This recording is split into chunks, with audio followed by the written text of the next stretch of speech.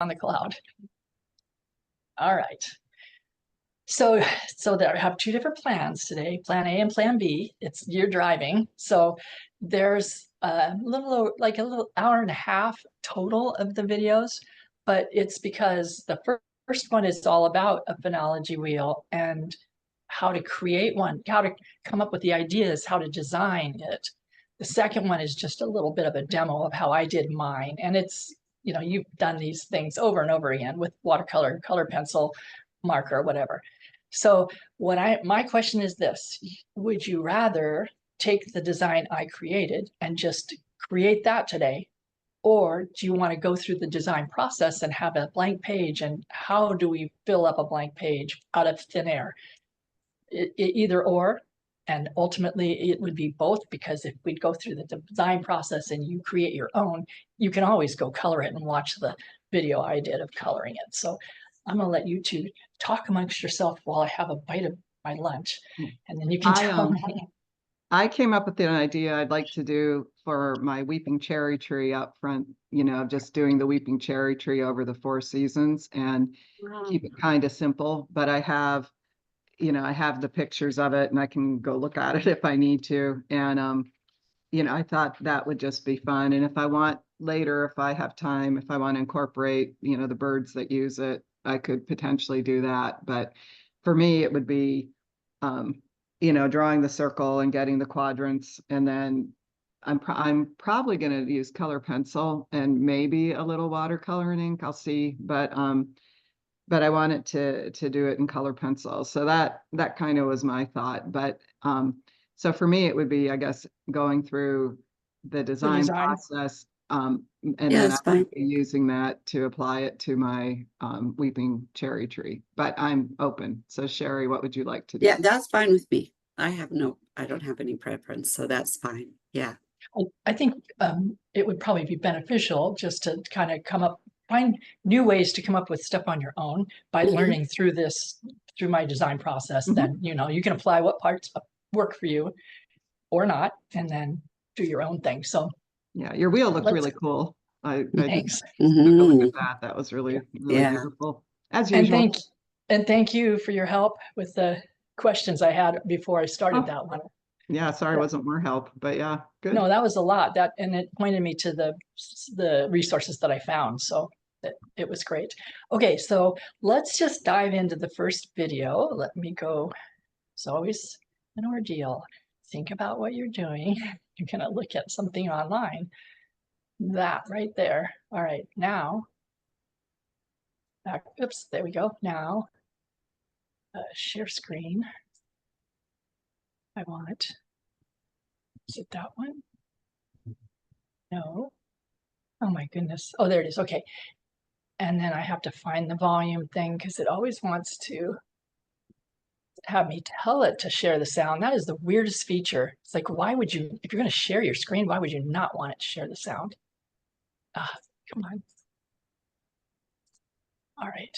Now, make it big. And when it comes up, you can tell me if I need to move the boxes of us. That is a black box to you, but shows me you guys. All right, here we go. And tell me if you can hear it too. It's not talking yet. Hello, Lori Kathleen Clark here. Welcome to my studio, where today we're talking about a phenology wheel. What exactly is a phenology wheel? Well, there's actually 2 words that are very similar, and they're separated by one thing, the letter R. Although phenology, which should not be confused with phrenology, a pseudoscientific practice that was based on the belief that the shape of the human skull is indicative of certain behaviors, different areas in the brain where certain behavioral characteristics were located. And as such, if that area was larger, it meant that that particular faculty was more emphasized. The bigger your brain, the more brilliant, I suppose. And that has since been debunked. It was in the early 1700s that came about. Phenology, on the other hand, is a completely different science and is used today extensively. it has to do with keeping track of things over space and time. So in about 1862, I believe, in England, this study began with Robert Marsham. He's observations of seasonally recurring events with plants and insects in Norfolk. These records took measurements of things over a span of years, and that data was recorded on this phenology wheel. As is the example in my book here, the night watch is one. That's keeping track of things over the period of 24 hours, perhaps, where this wheel is over the span of an entire year, what phases of the moon and what the names of each of the moons are for that area, that month. There's so many different ways that you can use a phenology wheel. Some of them are very useful in terms of gardening. So let's just have a look at some of those. So again, what we're not talking about is phrenology, where you measure the size of the head and make determinations about that person based on those measurements. That's not what we're talking about. So let's close this and look at the next example here for the ways that the phenology wheel is used. So here's from Smithsonian Gardens. It talks about some of the different things that have been kept track of, that by watching this particular thing, by observing this particular thing, you learn stuff about this other thing. So in this case, cyclical weather changes based on natural events, such as bird migrations or budding and when things bloom, or so how you measure something. Say you plant potatoes when the first dandelion blooms. There's all these things that farmers sort of key in on. And I actually have, my grandfather was an apple orchardist, and I have some of his notes, and I can see things like this where he talks about this happens, so it's time to do this. So plant peas when the forsythia blooms, or plant beets, carrots, and cole crops, lettuce and spinach when lilac is in the first leaf. Plant tomatoes when flowering dogwoods are at their peak, and so on. And the way they came up with these things is by keeping track of stuff over many years. So let's leave this now and go on to the types of phenology wheels you can find. And there's many. If you just do a quick Google search about different types of wheels, you can get all kinds of inspiration. And I've found quite a few here. It's a rabbit hole. There's a lot of videos about it. This one's interesting. There's the whole kits, but this has to do with embroidery. So if you are so inclined, you could actually make phenology wheels with embroidery floss. So that's another way. Here we are again with phrenology. There was an entire cabinet of 60 miniature heads that sort of guided these scientists as they measured people's skulls. And so let's talk a little bit here. Let's talk a little bit here about design. And we'll come back to the examples here in a moment. But today's class will go like this. Beyond just the general knowledge of what a phenology wheel is, we will create or design a phenology wheel that's applicable to your own garden sketchbook. And everybody has different ideas about what they want to keep track of in their garden. And so I'm going to leave that part up to you. But what we will talk about today is the design principles that we might want to employ. I know that for me, an empty page in a sketchbook it can be daunting, especially when you're talking about a new concept. Of course, I picked up the one where there's no empty page. So let's take a break here for just a moment, and I'll get my garden sketchbook. So here's a quick tour of my garden sketchbook. I started it in 2022, 2 years ago. And for me, the biggest task in my garden sketchbook is keeping track of what I planted, so that if something really does well, then the next year I know exactly what to plant. And so, for instance, this rose called Blue Moon is one of my favorites, and so I kept all the data here about that rose. Sometimes, well, actually every single year, my little sister comes to my house on my birthday and plants my flower beds for me. And it's such a loving thing that she does for me. And she brings her selection of what she thinks looks good in these flower beds. And then I have been using the plant tags to record some of the information about them. And then my favorites, I always kind of try to hint, hey, Emily, I really like this. And she'll bring that the next year. I also keep track of just the weeds, and in part because I know that King County doesn't like certain types of weeds. They're invasive, and I want to make sure that I don't have them, or if I do, that I get rid of them. Here I made a note that when I pulled that dandelion, I actually got the root. I won. And then some of my favorite tools. I talk a lot in these pages about the particular stages of the flower, and that's something that can be recorded on your phrenology wheel. So, and you'll have to correct me because I'm going to believe this R right here to remind me. We do not use the R in our word. It's not phrenology, it's phenology. So I'll try and pop that up there every once in a while to remind myself. So the stages of the bloom and the full blossom and then spent blossoms is something that you can keep track of. In this case, I even noted that this particular type of butterfly that we have here, the yellow swallowtail, is really attracted to them. It's usually on that particular flower. Then I make notes about how to care for them. And in this case, I actually did a little layout of what was in each of the flower boxes so that I would remember from year to year, because often that's the problem. I can't remember what I put and when and where I planted it, and so on. So here's another type of thing that could be done in a phenology wheel. This is the seeds that I was planting in 2022 that I will then use to dye fibers with. And I have to plant them because of where we live. I have to plant them upstairs in my veranda, in my sunroom, in January in order to have them ready to put out in the flower beds in time to bloom before we, in our very short season. So I've sort of kept a log of what they look like over the course of the next few months. And then I put them in the garden. And then here's last year's, my secret garden. And I started again with the same ideas. I kept track of what different flowers Emily brought me and made notes about them. But now we have some blank pages. And like I said in the beginning of this, that is often very intimidating, a blank page, especially when you're doing something new, like a phenology wheel. So what today's class will be about is how you make the decisions, how you get started. We'll have time at the end of this tutorial for creating the wheel and perhaps even filling in with color in different media. If you've taken other classes with me, you know that we often talk about materials and different types of media. But I think what's really valuable this time is the whole idea of how you get an idea and then how you carry that idea out. So let's get started. To begin with, it's something that helps you get over that hurdle is if you don't have to worry about drawing the circles.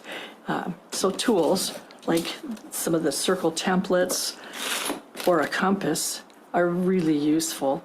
But also, as I was mentioning earlier, you can go online and find no end to free even templates for different phenology wheels. This one is an example of a template that has to do with the moons and the phases of them.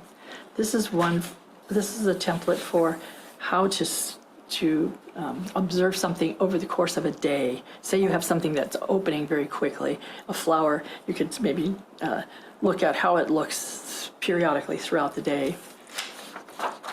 And this one is an entire year, and I've used that for my moons, but I may use something like that for my example today. And then sometimes you can just do it by earth, air, fire, and water. So what's happening with those elements, and of course each of those elements has metaphorical significance. And then there's blank ones as well. So this is a good start. I know that it's going to be a circle when I start my design. And in my case, I believe I'm going to use something that has seasons because my idea has to do with what birds are here and when they're here, and if there's some correlation between why they're here and the plants that are blooming. And so I just happen to have gotten this in my most recent magazine edition of Living Bird. they just gave this to us. Part of the magazine was this chart. I'm going to zoom out a little bit here so you can see that talks about the different birds and in the garden, what they're attracted to. So for instance, this honeysuckle is something that the ruby-throated hummingbird is interested in. And so on. Cool. So that was sort of what triggered my idea. That's where the idea came from. Now, to take that a step further, I wanted to look at particular birds in my garden, and I have some photos here. We can look at them on my iPad later because these are printouts and they're not particularly good prints. But for instance, I have robins that, who knows if they're really here every year, but it seems like it because they do the same thing every year. We call them Mrs. and Mr. Robinson. And Mrs. Robinson loves to build her nest in my plant, my 50-year-old philodendron called Phil, who I take from my inside to the outside every spring and put him on the front porch. And she builds a nest in him so that I have perfect view of her nest from my bedroom window. There's a really wonderful shot of Mr. Robinson, if I can put my hands on it. Here he is, bringing her, the babies, a treat. And when we first saw that, we couldn't figure out what the heck that was in his mouth.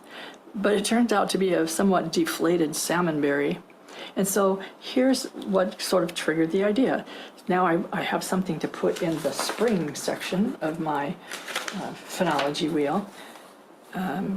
Maybe about, I think it generally is almost in June when that happens, but I can look at the metadata of that photo and I can know exactly when that happened.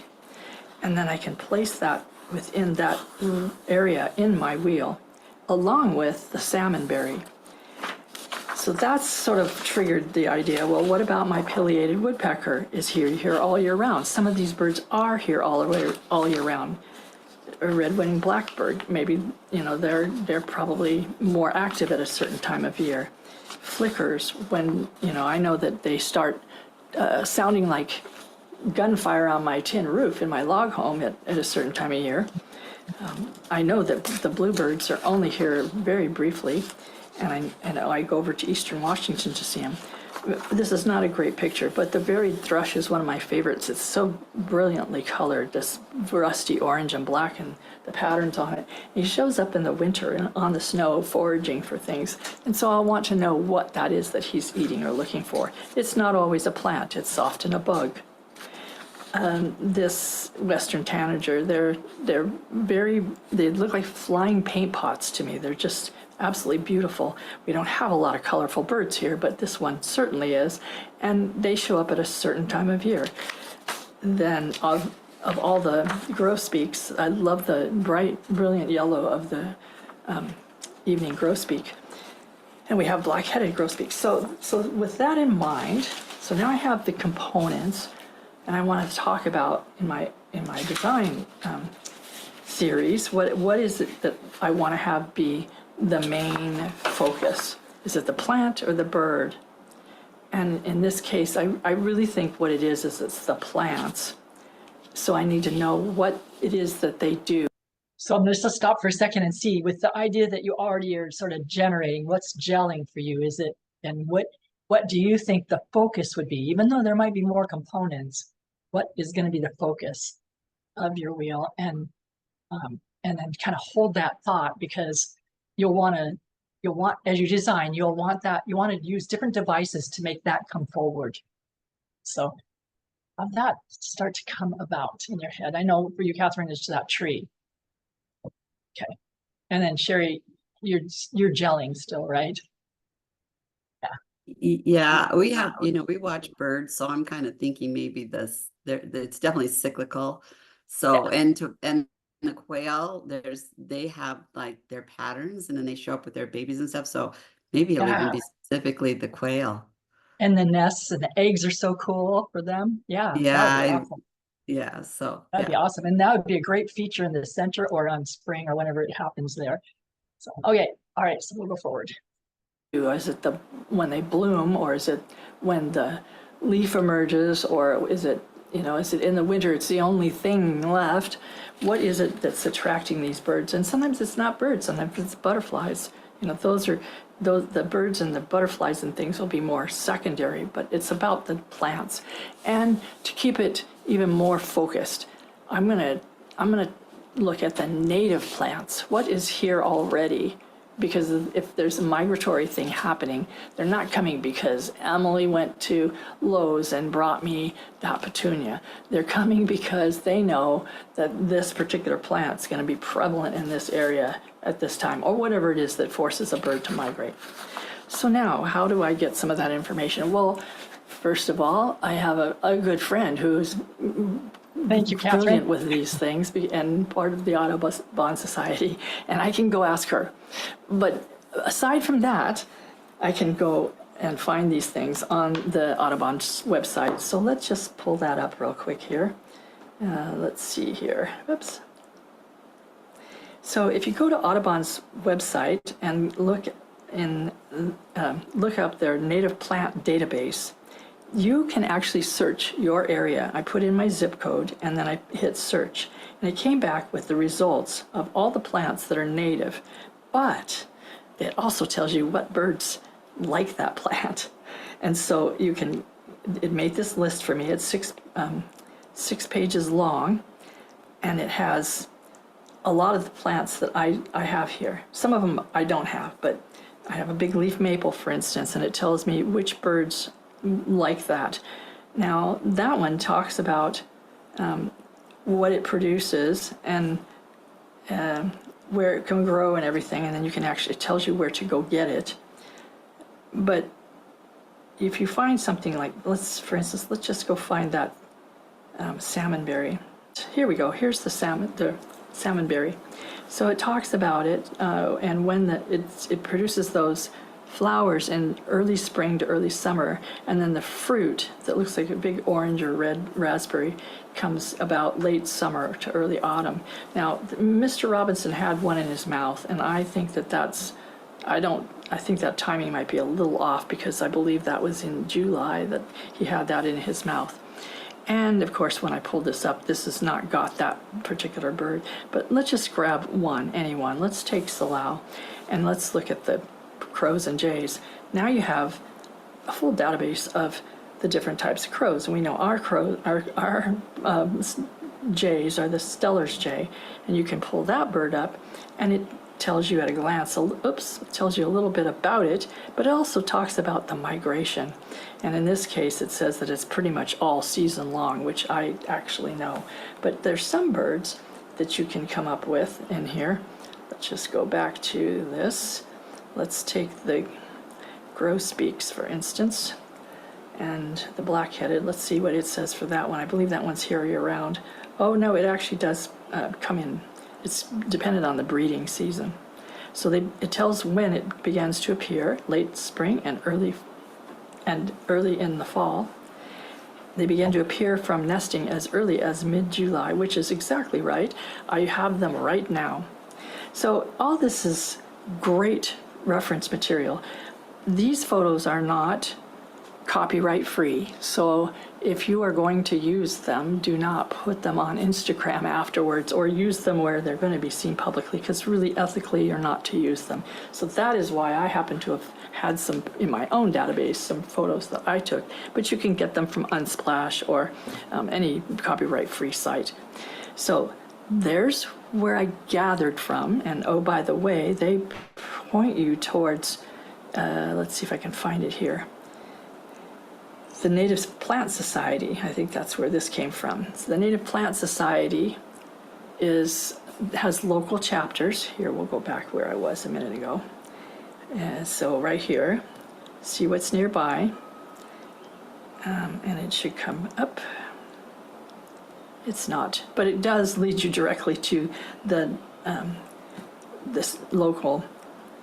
Oh, this is for native plant nurseries, I'm sorry. So we can actually find something right here for a native plant nursery if that's what we're after. But the local chapters of the Native Plant Society are indicated here. Actually, here it is, Seward Park Audubon Center. That's the the closest resource for native plants within the Audubon Society, but there's also the Native Plant Society. So sorry how difficult that was to spit out. So I have my elements now. So the next step will be figuring out how to present them, how best to present them on my wheel. So that you can really see what I'm doing, I'm going to work in a very large format sketchbook that a friend made for me. Your sketchbook may be considerably smaller. It may be even as small as this one. And certainly you can do a phenology wheel in this size of this space. It doesn't have to have a lot of illustration. It can just be words. In my case, I do want to get that at least one or two of those birds in here. So I had to go a little bit larger. If you talk about a page design, you could just put it right smack dab in the center, or even in the center, and have the gutter be part of it. In this case, I don't want to go over this gutter because the stitching is there. Had I picked another page, it would maybe not have had that. It would have been more possible. But this is one of the few left that's in the lighter range. Some of the pages are quite dark and not going to be work well for what I'm trying to do. So I don't really want it right smack dab in the center. I want to talk about the rule of thirds a little bit. And in this case, this page is 15 inches long. So the breaks are at 5 and 10 inches. That's a third, that's a third, and that's a third. So I really would be better off if I had the main focus somewhere away from the center, maybe more up here. So I'm going to make it as large as I can up here and use the bottom of this for writing or other portions of my design, and then probably have it spill off over to the side here like I did on the one I showed you at the beginning of the phases of the moon over the course of a year. I started it here, I had more data down here, and then I continued it on around the page. The idea is to get your eye to flow around the page, not to be just stopped at one point, unless that's your goal, to make all the focus be right there, which is perfectly, it has a lot of credibility. If you want to have the title above it or below it, that's a consideration to think about. In this case, I tried to kind of bring your eye up here, but then not let it wander off the page, captivate you, bring you back around up into it. And there's a lot of circles here which sort of force that issue. The blocks of type kind of carry you around and then back up and around. So there's constant motion and it keeps the viewer engaged. So in my case, like I said, I'm going to start up here and I'm going to go as large as I can up in that area. And so I think that I decided this one is 10 inches. So, I don't want to go completely outside of it. So maybe come in about a half an inch on either side. And that's the center. So I can put my compass on there now and just get a circle. And had this trouble last month too. This is when you put your circle, when you place it on your page, be sure to leave some air around it.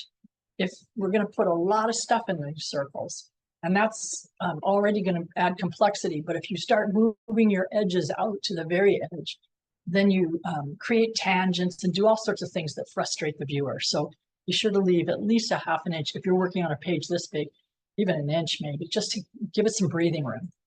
Very old, and so it's not happy with a lot of movement. It's loose and sloppy. So I'll get a pencil in it and we'll just get a circle drawn. Now, if you're going to make yours the size of a printed out template, you could just as easily trace it. I'm just doing this because it isn't too tricky to make a circle, obviously. It's the dividing it up that can get tricky for me because it requires math, which I have no skills in. So let me just collapse that a little bit. All right, so here's my outer circle. Oops, I did not measure that way. I should probably have made sure I could have a headline up there if I wanted it. Here we go. So let's start here and try that again. See if we can get a good circle. So my phenology wheel will be that big. And I already know I'm gonna want somewhere to do some labeling. So I'm gonna come in, and by labeling I mean like this. So I'm gonna come in a little bit so I can make a second band in case I wanna note anything in that way. And leave enough space that you can comfortably write in it. If you have bigger So writing, what's you'll more space. driving my design decisions right now is necessity. Things like, how big can I go without running off the page? Or do I need somewhere to write something? And so that was easy, making those decisions. The harder ones come later when you talk about color or type style.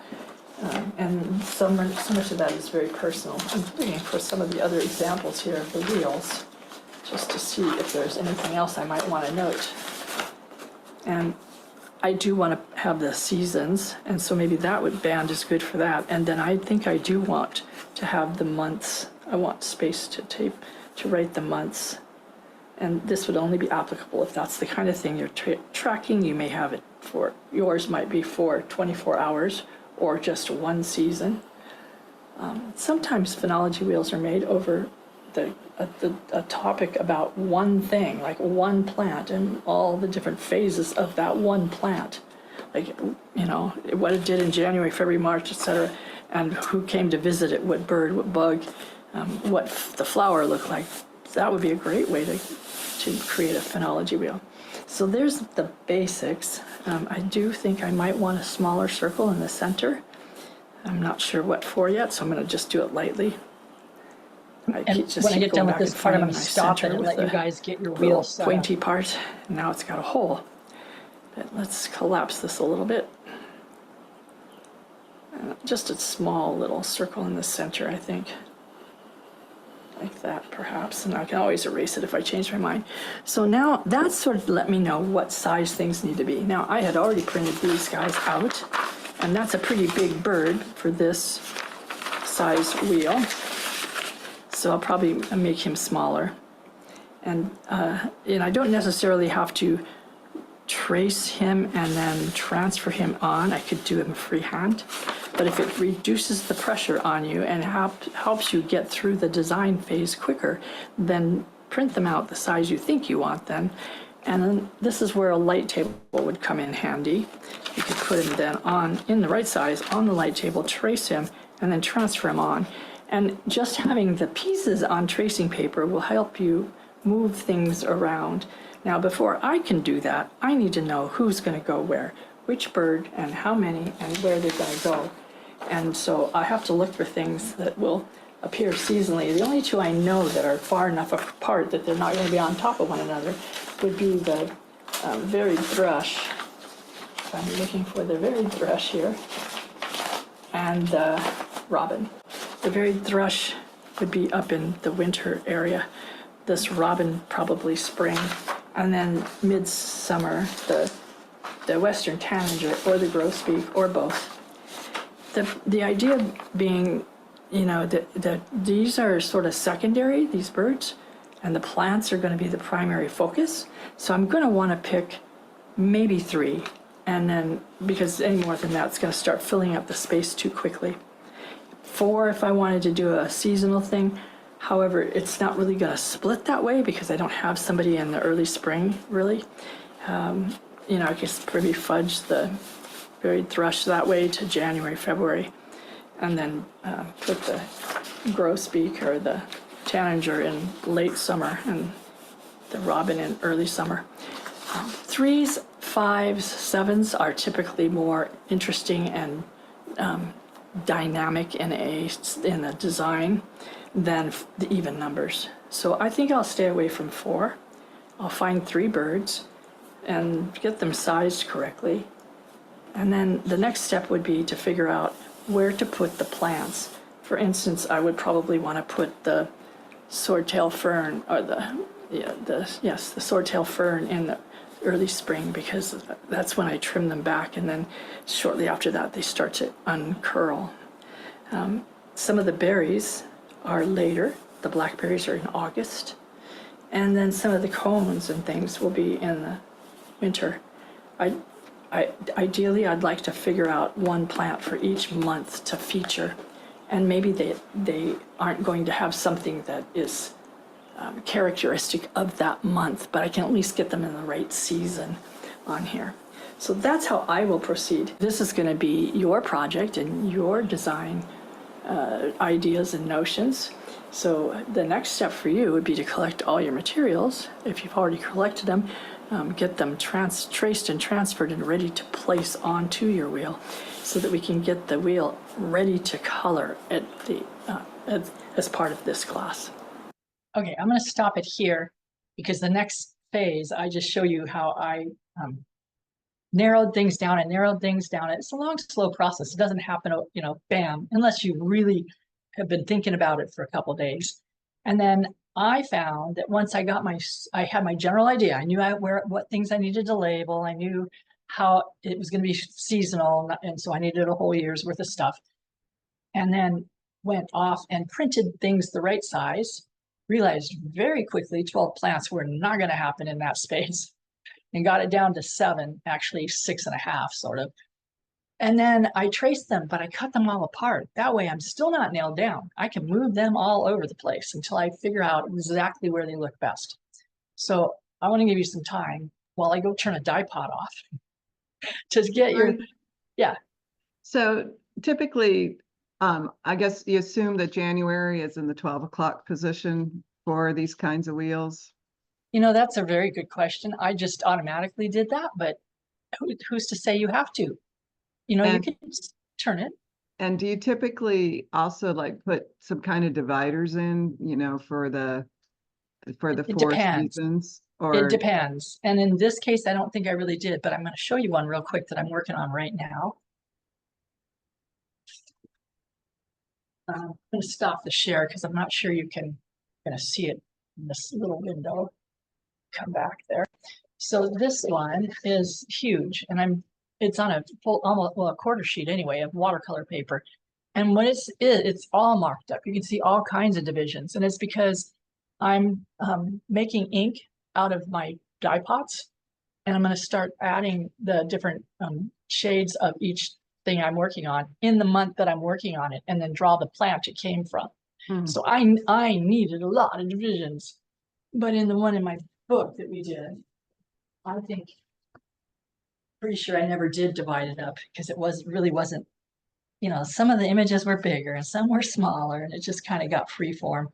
They were in the general vicinity, but not in a divided space. See, keep losing that thing. Here it is. Yeah, no divisions in mine. It's free form.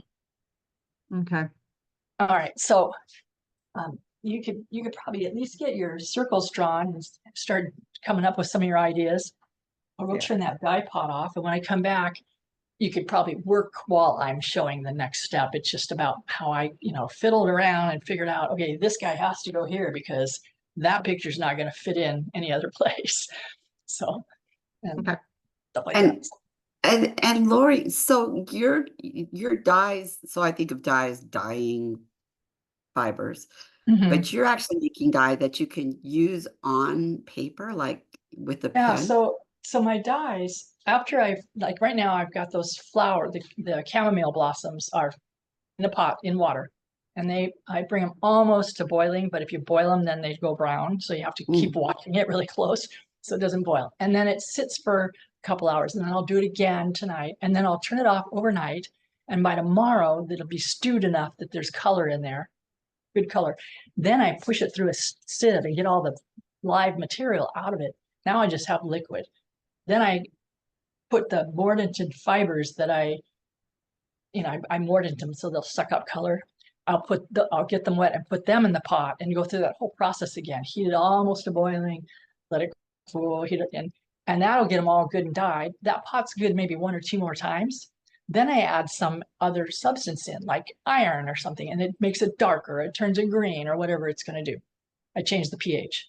Then I dye again, and when I'm done, I still have stuff, and I don't like throwing it away. Yeah. So I learned if you get gum arabic or shellac flakes, there's a number of different ways that you can put into little tiny bottles.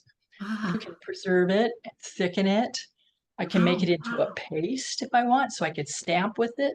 Wow. Emily sticks paper in them when I'm done, so she can dye her paper to collage with.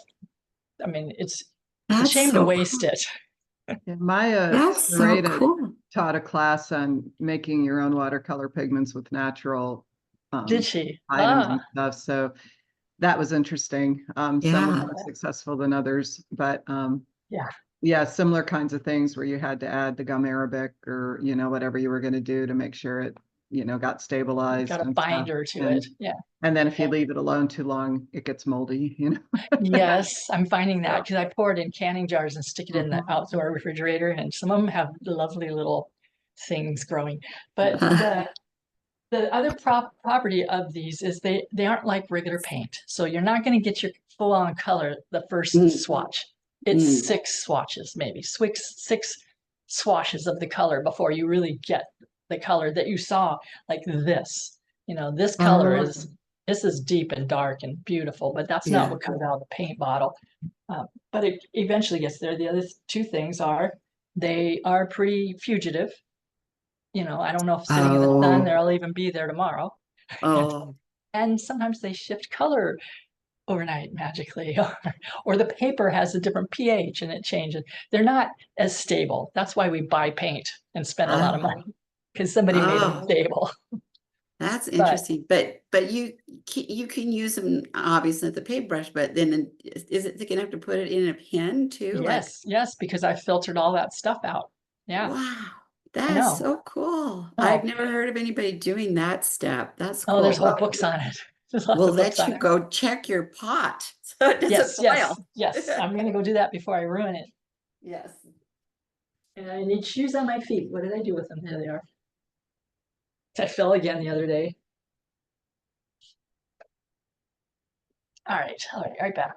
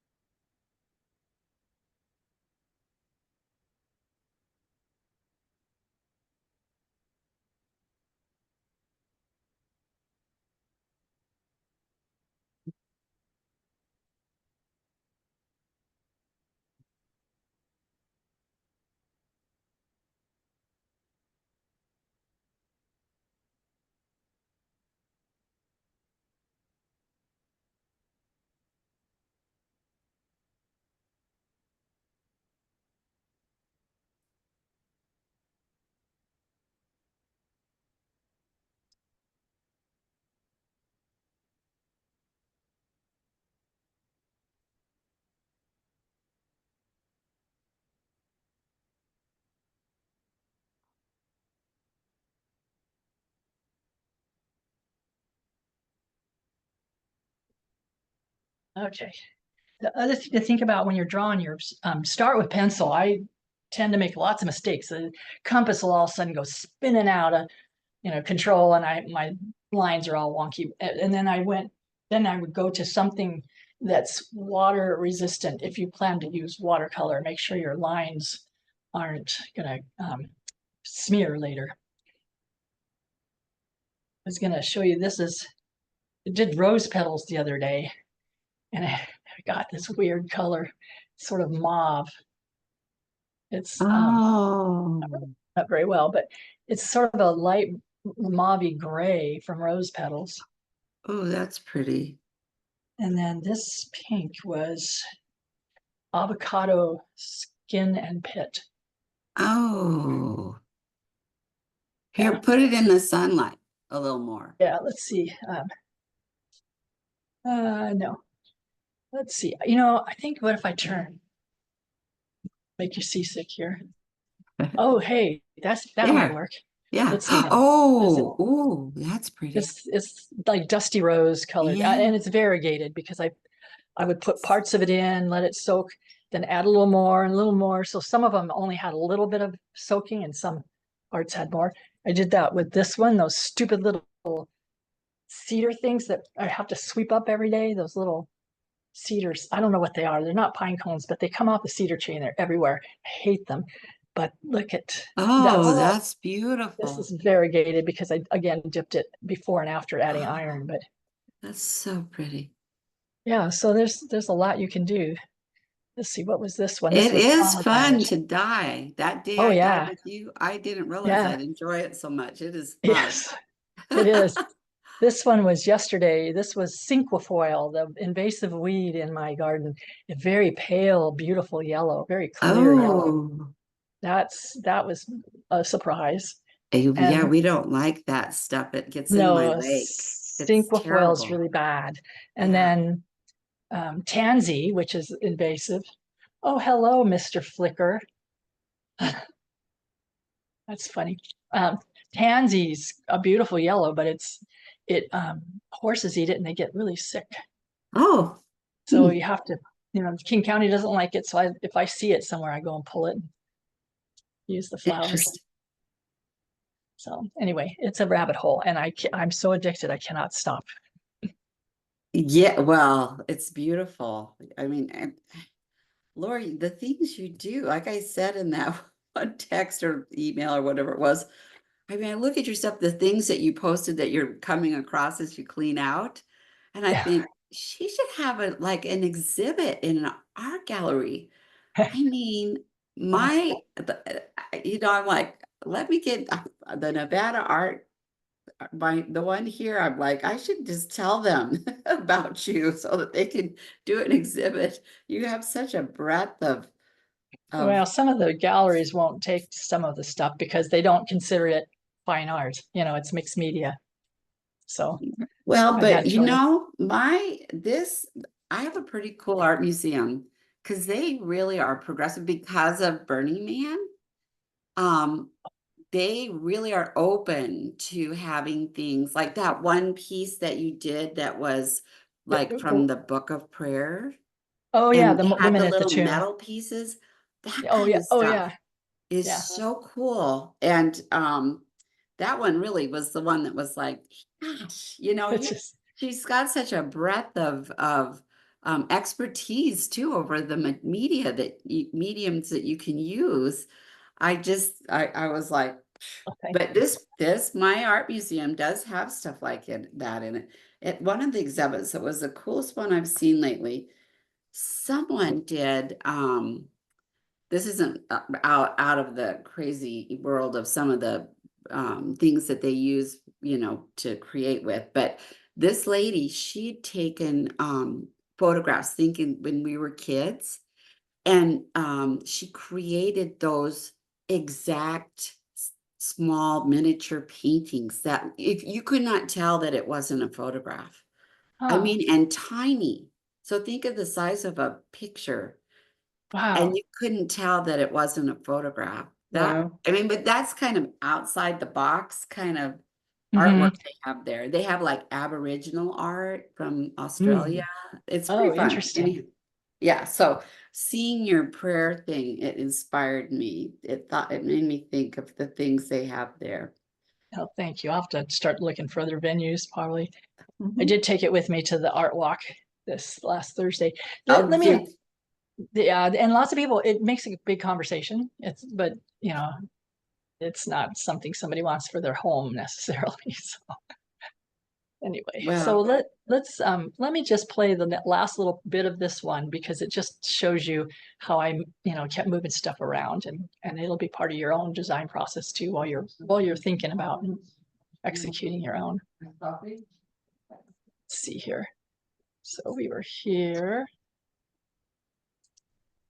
Okay, so now at this point, I'm going to move the box of you guys up so I can see where we're at. Oh, we're good. Okay. I had printed everything out at the size I thought, and actually found out even more information that helped me decide even further what I wanted to do. So I'm going to be sharing another website. A little bit more on the design decisions. I went and onto Unsplash and looked for some of the birds that I'm thinking about to see if I could find better imagery. And of course I did. My photos are not great. The one that I am keeping that is mine is that Mr. Robinson one with the salmon berries in his mouth. And what I did was take that image once I decided what size. Sometimes he seemed a little big, so I made him a little smaller, but this case it's too small. And he's also looking off the page, and I didn't like that. So I've made him the size that I would like, approximately, and he's facing into the page because he should probably reside about here seasonally. And then I also found an evening grosbeak. This is from the Boston Public Library on Unsplash, so it's copyright free. I really like the posture on this evening grosbeak. So I will put that one probably about here. So size-wise, they're probably off a little bit. I'm not as worried about them being exactly to scale. And then the last one is the varied thrush. And I found a couple pictures that I liked better than the one I had, which wasn't hard to do because the one I had was not good at all. It was all out of focus and very dark and really didn't show off all the banding and coloring that they have. So I have this one. I think that I'll go with it. It might be a little small in relationship to the others, so I'll probably have to print it again. But So if it bothers you that they're not to scale to one another, then you'll have to take that research as another step so that they all relate better to one another. And I probably should have done that because mine are not to scale at all. But I think it should reside about here. So it'll be sort of in thirds, here, here, here. And I think that's it for the birds. Then on to printing out or finding the plants, the native plants. I may not do 12. That might be an awful lot on something this size. So I may just do, 9 or something. So that will be in the next segment. Just as a quick recap, let's just talk about where we were and where we are now.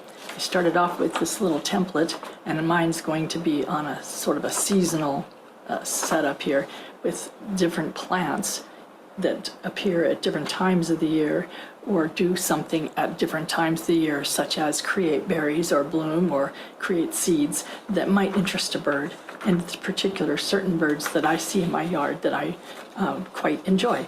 So the template became the source for the layout, and I've taken a number of different birds that interest me. It gets to a point where you have to really start focusing and narrowing things down because you just can't incorporate everything into one diagram. And so what you're looking at here now is I have taken the bird images that I wanted to use. They're sort of the feature, and I put them in 3 because 3 is more appealing than 4 or 6. And have them looking into the center. It's never a great idea to have them looking off the page because that leads your viewer off the page. My idea is to have them in the forefront. That's why I've drawn them in already. But now I'm going to start putting the plant materials around them. And so I had to do a little research. And so let's set this aside for a moment and let me show you what I found.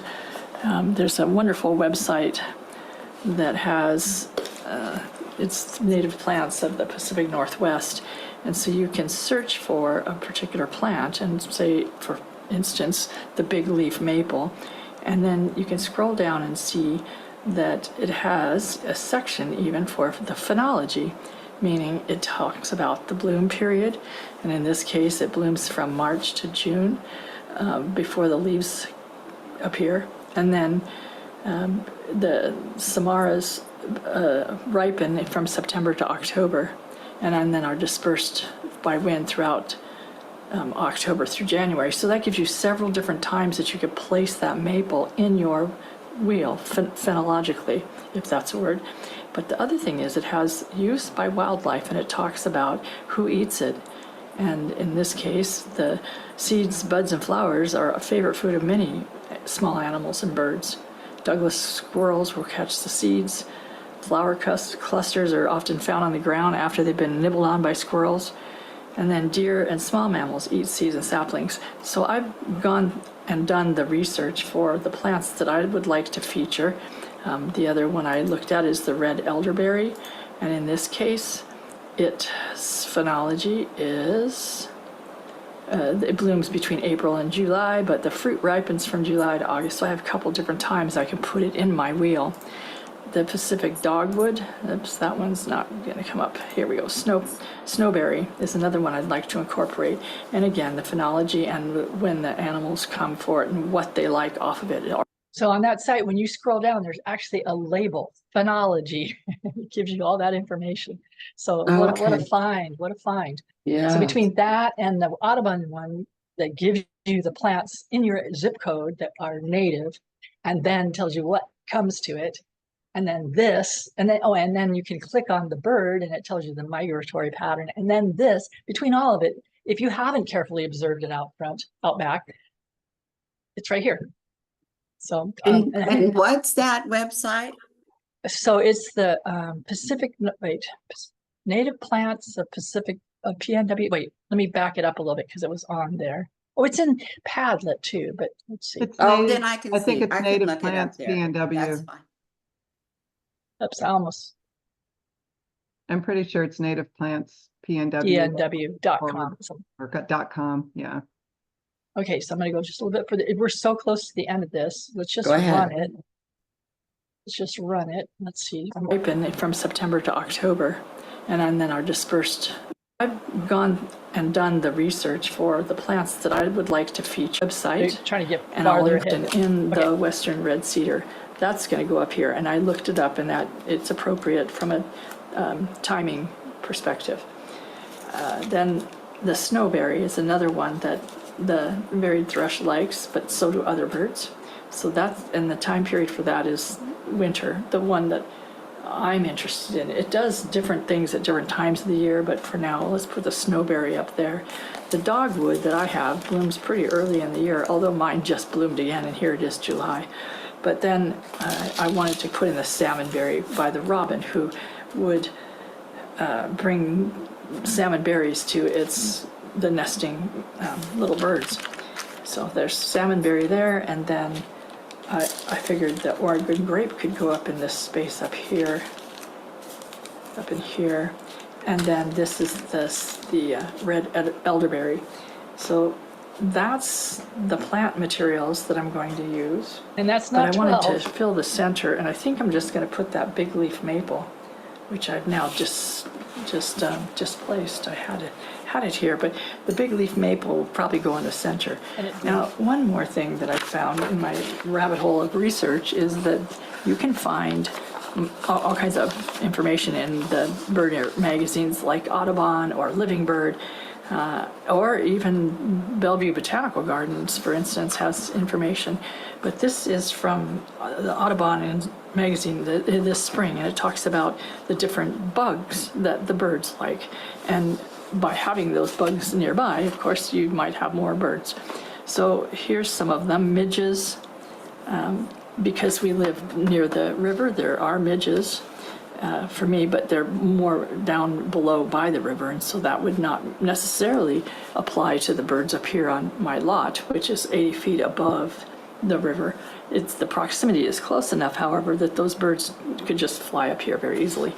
Then mayflies and termites, which we live in a log home. Tent caterpillars, and we don't have cicadas, I don't believe, here. But at any rate, we have a number of these bugs, and who knows, the bugs might appear in my phenology wheel. Then there's articles like this one about the grosbeaks that they used to, on the East Coast, be much more prevalent in particular times of the year, and the population has diminished greatly, and it's talking about how they've banded some of them and the research they're doing to see what's changed the migrations. So you can find lots of information like that if you want to learn more, or you can just go out in your yard and observe. You'll learn a lot that way. The articles in the Pacific Northwest website often talk about the Native American use of each of these plants, which I find very interesting.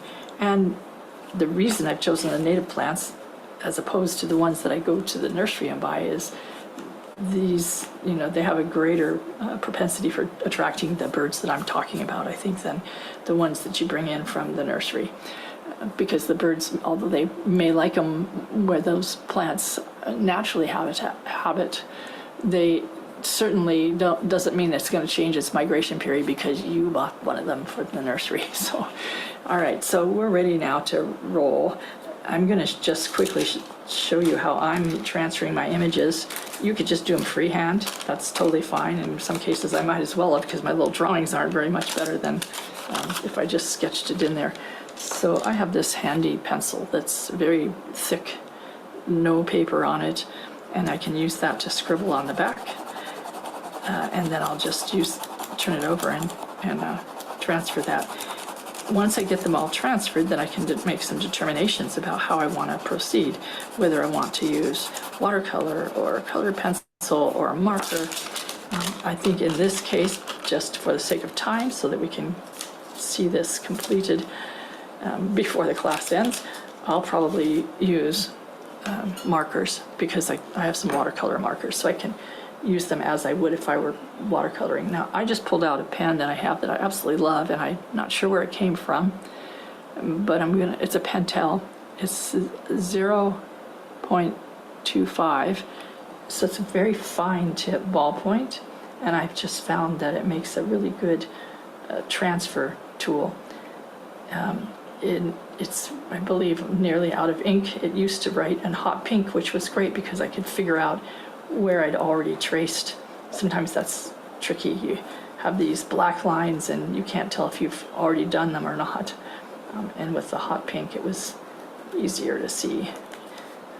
That's not the case anymore. I don't know where I've been, but I try to do it systematically so I don't lose track. So there's the dogwood. Now it's starting to become a hot mess here. We've got dogwood right on top of the salmonberry, but my idea is to, in some cases, let the item break the border, meaning it's coming outside of this band. It'll probably then be on top of in order to do that. In other cases, maybe it will go under the band, so perhaps this leaf would not be in the way there. I'll make that determination as I get further along. I want to be able to write in here, for instance, the name of the berry or the plant, perhaps even the scientific name, I'm not sure yet. I have another idea of where that could go. And then the outer rim will be the months of the year. Don't need to write in the seasons, we kind of all know when they are, but you could if you had room. Because of the name of the plants and the names of the birds, I'm not sure that I will have room. This space down here I plan on using to talk a little bit about each of those plants and what those plants attract, which birds those plants are liable to attract. So that's my plan. I'm going to go ahead and do the rest of my transferring off camera. You don't need to see all that.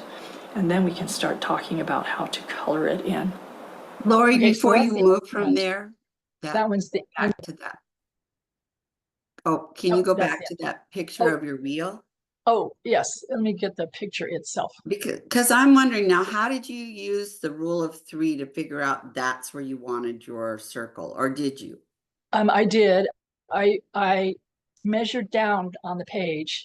I think it's 15 inches, so 5 and 10, and Yeah. figured out where those were, and also across, same way. And I wanted the focus to land sort of in the junction of one of those crosses, either this way or this way. And what was So your focus? The wheel itself. I just wanted to locate that wheel somewhere within. Are you talking about where the wheel goes on the page or the Ye- things in it? Yeah, so the wheel's not centered on one of those thirds. No, it's well, It's- the center of it is actually in one of the junctions. So if you can envision Oh, three it lines is. and 3 lines, it's not really, because you're not in a third. It's sort of, yeah, it is. It's on one of the lines that goes horizontally across. The center lands in the is. middle. Yes. Okay. Yeah. Because I was like, how would Yeah. you? Let me grab But that makes page. sense. If it's Yeah. centered more down on this. Yeah, so here, if this is the 0, wait, my hand, 0, geez, 5, 10, and then 15. That's the line where the 5 was. The third. Okay, so that's the third that you're using is just the center Yes, point in yes. that But you could circle. also, like if you had them, all your lines like that, Uh-huh, and it wasn't a circle, say, or it was a smaller one, uh-huh. where this and this cross, that intersection, that's one place you could locate it. You could locate it here, Yeah, here, here. You know, yeah, it's the main thing, even if you're a little off, it's just not putting it right smack in the middle, which yes. also works sometimes, you know, if you had, sometimes that works. But in this case, I had other stuff I wanted to do. So I Okay, had, that helps, thanks.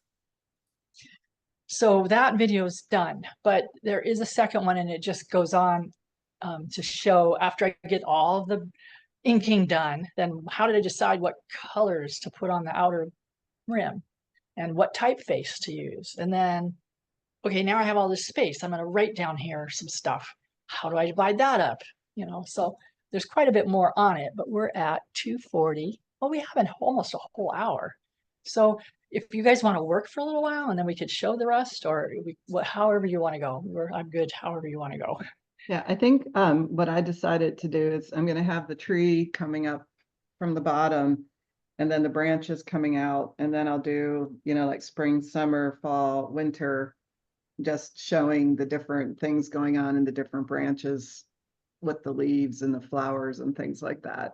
So like in the upper part, in the upper quadrant where it's winter, it would just be the sticks, right?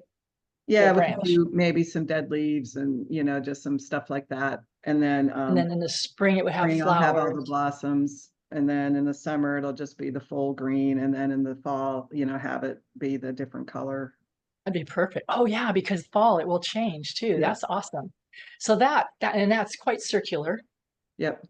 So that, and then you can do whatever else you want to do, labeling or birds in the branches Yep. or Try and keep it simple. yeah, well, try. That's the thing with these. There's just so much Yeah. data. So Well, I'm I ended up definitely keeping it simple. throwing those bugs in, of course, in the center of mine. I had to put those bugs in because we had 3 of them. So, well, why don't you work for a little bit and then let's see. It's the last one is 33 minutes, I think.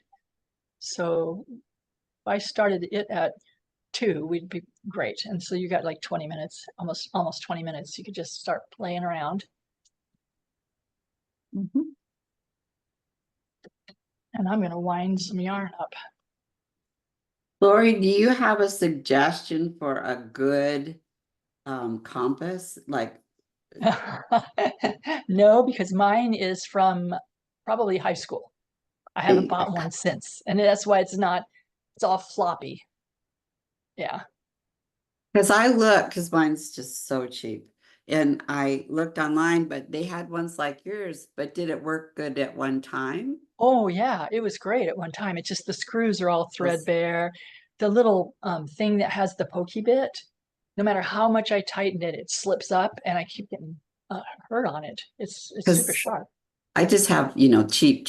Oh yeah, no, cheap. this one's pretty stout compared to Because this that. one is, you push on Yeah. it too hard, it goes. Yeah, There's no well, that's, screw or anything. let me So see if those there's would work.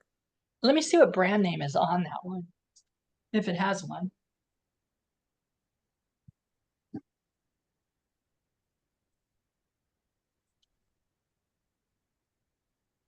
Oh, yeah, of course, it's Alvin.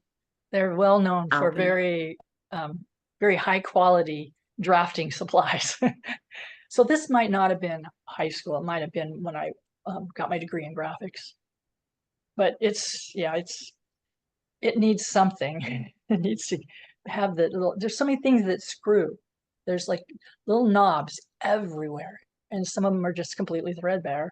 But it has this feature that there's these little things you hold and you squeeze them and that gets it open and closed. So you don't have to sit there and wind the wheel. Oh, that's Which good to know. yeah, that's really helpful because otherwise you have to Oh. sit here and do this, you Yeah. know. So yeah, Alvin. Okay, cool.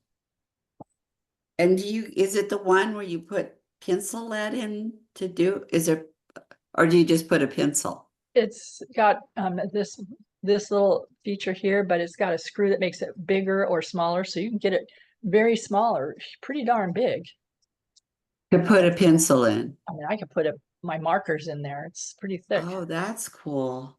Yeah. Okay, cool. That helps. And then that part even moves. See, it can go this in here or out here. Oh, It just, 'cause- there's no end to adjustments you can make if it would just hold them. I It thought, used to. well, maybe I don't need it. And then here I'm using a compass again. I was like, okay, Yeah. no, Oh I need yeah, to I do know. this. I don't, I kind of abhor kind of mathematical devices and things where I have to, like, how do you even use a protractor? I don't even know. But Yeah, I know. but then they come in handy. I use the protractor to figure out how to divide up my one I'm painting my dies on, because that has a huge number of divisions, and there's no way I could figure that out otherwise. Oh, that makes sense.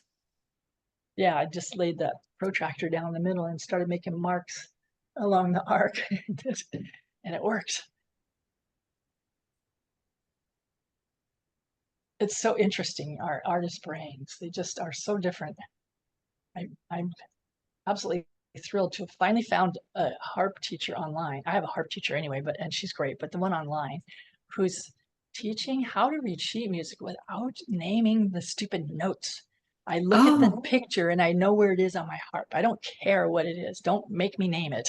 Don't make me count. She doesn't make me count 1, 2, 3, 4. It's just din, din, din, din, so.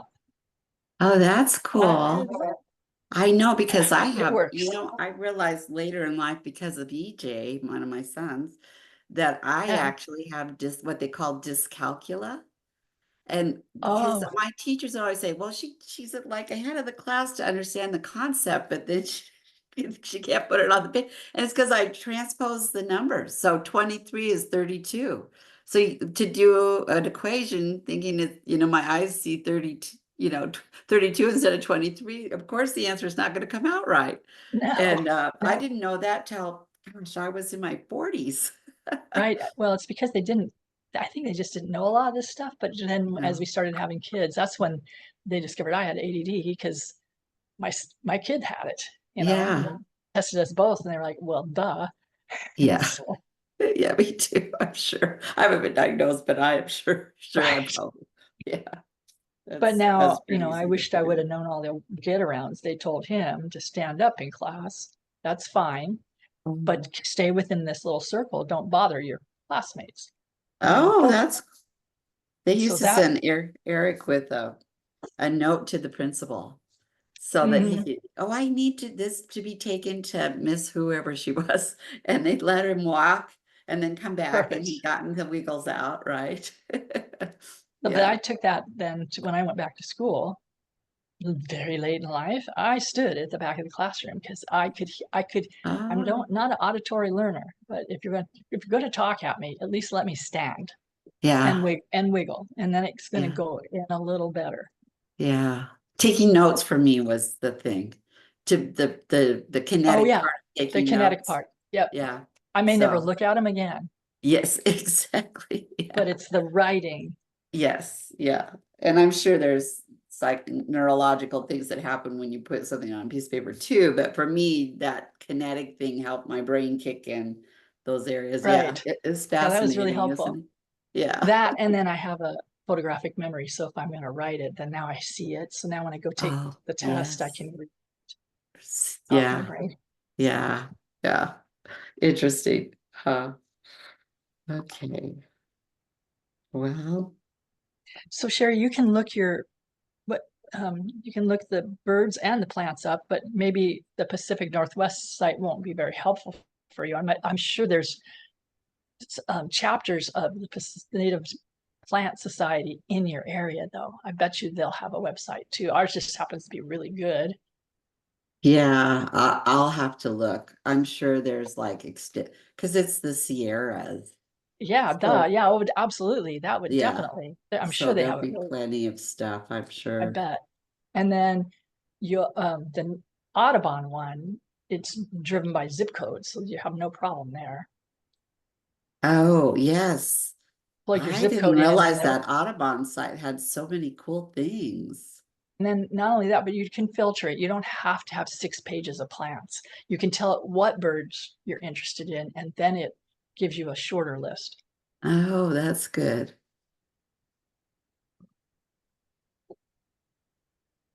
And I didn't go to the Cornell Lab of Ornithology site at all, which is outstanding. They probably have all this too. Catherine, are you a scientist? What'd you do that you know birds so well? Yes. I actually got a master's in zoology. I wasn't, I studied yellow-headed blackbirds out in Arizona that were living in 2 very different habitats. And I had wanted to go into more field work and things like that, but when I graduated from grad school, there were no jobs. And so I ended up going into the biopharmaceutical business, but always maintained my love of birds and things. And so, read a lot. I actually was in a PhD program, but had a falling out with my major professor, which was very, Oh. very hard. And it was also around the time when my mom died and my best friend died. And just a lot of stuff was going on that was very hard. And I'd passed my orals and my written, comps and everything, but there were some issues with the research. And my professor, instead of, really trying to help me out and stuff, kind of wanted to wash his hands of me. So I found another professor in the department that I could write a really quick thesis for and get my master's, at least for all the time I had spent doing all the work and stuff. But that was a hard time. That was Yeah. on many levels. And But you're still Dr. Catherine to me because you are thank you, Lori. brilliant. You are absolutely brilliant. I appreciate that. That's gonna make me cry. Yeah, and I've finally been reading more bird books and things about bird research going on now. And I just sometimes put the books down, and I don't cry, but I almost do. And I think, if I actually had, some of the kindness and the mentoring that a lot of these professors show and stuff in their books and things, I could have had a very different outcome.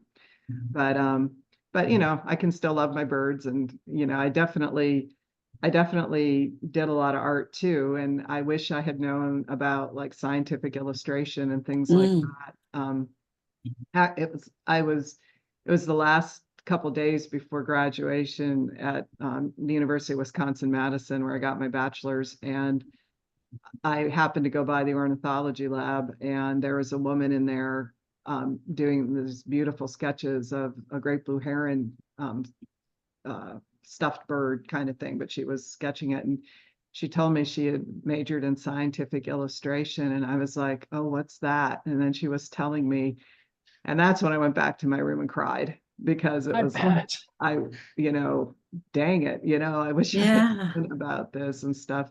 And plus, when I was in high school, I went to art school Saturday mornings for like 7 years or 8 years. Oh. I started in 5th grade, and I went until my junior year in high school, and was taking college level art classes my junior year and on Saturdays. And my dad, though, who was an experimental psychologist, sat me down and said, I know you really like your art, but you're also really good at science. And he said, you'll never be able to support yourself as an artist. So you really need to do the science. And of course, back then I didn't have the wherewithal to say, no, God damn it, I want to be an artist. I basically said, okay. And, I still love my art, but it was hard to always find the time to do it, especially in a biopharmaceutical career.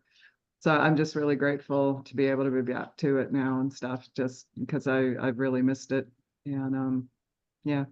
Oh, so those are all sort of little pieces of my life that had happened during. Oh, that's stuff. fascinating. And in the biopharmaceutical, were you in the lab or were you in sales? No, I was in clinical development or clinical research. So Oh. I held like 6 different positions during my career, but I actually was involved in helping do the clinical studies for a lot of unapproved drugs. And Wow. I actually got to break the blind on the Nicoderm phase 3 trial we did to Wow. see that Nicoderm worked. I was a programmer at that time. And I had been a clinical research associate earlier, which is when you actually go out to the investigator sites and make sure they're following the protocols of the studies and things. And then I got into data management, where I spent most of my career, where you actually work with the databases and getting the data in from all the sites and making sure it's acceptable to the FDA and to the statisticians so that, you know, they can do their analyses on it.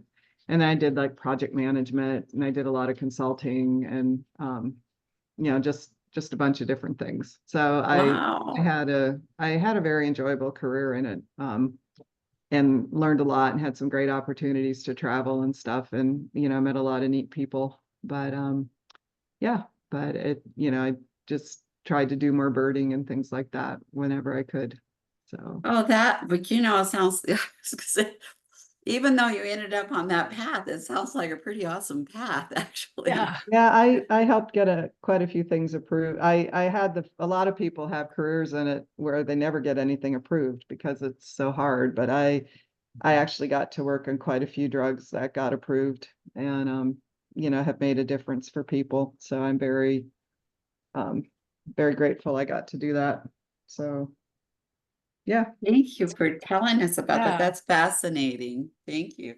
yeah. And you know, you're welcome. there is, and has been anyway, a degree, not a degree, a certificate program through the U in scientific illustration. I was just going through a bunch of my old drawings and found Yep. from when I took it, I have a certificate in scientific illustration. But that, I understand your love for that. I wanted, as a kid, I wanted to go in the Navy so I could be a scientific illustrator for a marine biologist. And I had kids instead, which was a different path. Yeah. Yeah. But I could see that about you wanting to do marine biology. Yeah, living where I illustration. did. I was all Yeah. set for La Jolla and Yeah. and Oh, that would have been great. Yeah. yes, it would have. And that, of course, too, just like you, was driven by my dad, who's like, you know, your art's beautiful, but he was a scientist. He was an inorganic chemist. He's like, well, maybe scientific illustration. Yeah, it's funny how that works. Mhm. Yeah, oh, what was I gonna say? Oh, I did take one class at the UW. It was hard for me though to do, like, be in the biopharmaceutical business and then do the commute over to the UW from Woodinville, do Yeah. the class, and then come home and stuff. Yep. But I was really out of practice at the time I took the class, and so I just felt sort of a little bit like a nitwit in the class with some of the people in there who had obviously been really, you know, studying for, you know, doing this for quite a while. And Mhm. and I just was like, boy, whatever. But a really fun turning point for me was in 2000, when I was consulting. I actually had time, and I got to do a drawing on the right side of the brain class in Florence, Italy. And Oh, that was spectacular. oh, And that's then amazing. that really got me going again. And it's like stuff I created there. I was like, oh, wow, I haven't completely lost everything. And That's then great. later that year, I also got to go to France and was in a little town in southern France, about an hour east of Toulouse.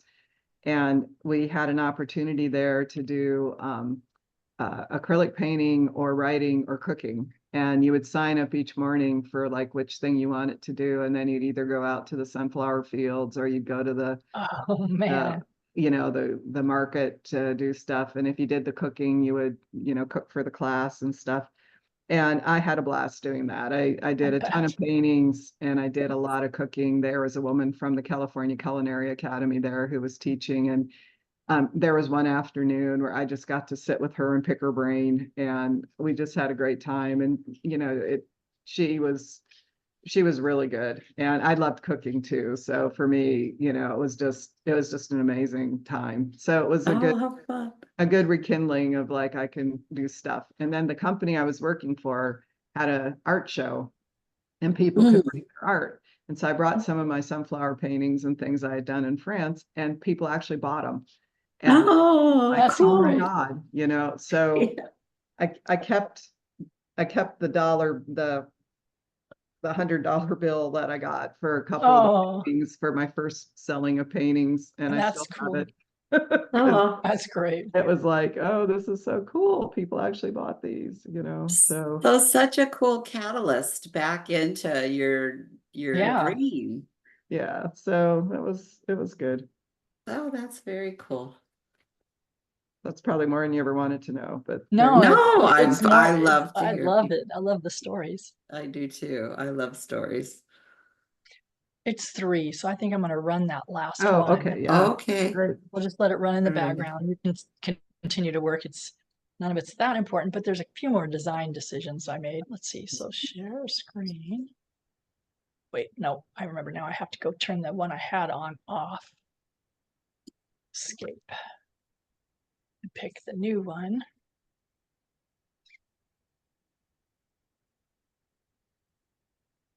Well, there we go. Now, that. Make it bigger. And there it should start a minute. Here we go. Oh, nope. Play. Now it'll start.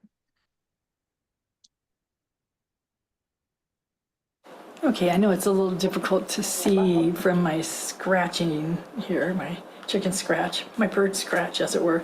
I couldn't stop myself, I added bugs to the center. So I have a termite, carpenter ant, and tent caterpillars, and I looked them all up, and they are in fact things that the birds that I'm featuring here would like. So now it's time to make the determination about how to draw this, how to color it. And some of the factors that are going to weigh in are that this is a book that was made for me by a friend, and the paper is, it's a collection of different sorts of paper, some of them quite dark, then some colored, some tissue. None of them were really designed for watercolor per se, maybe a couple of them are.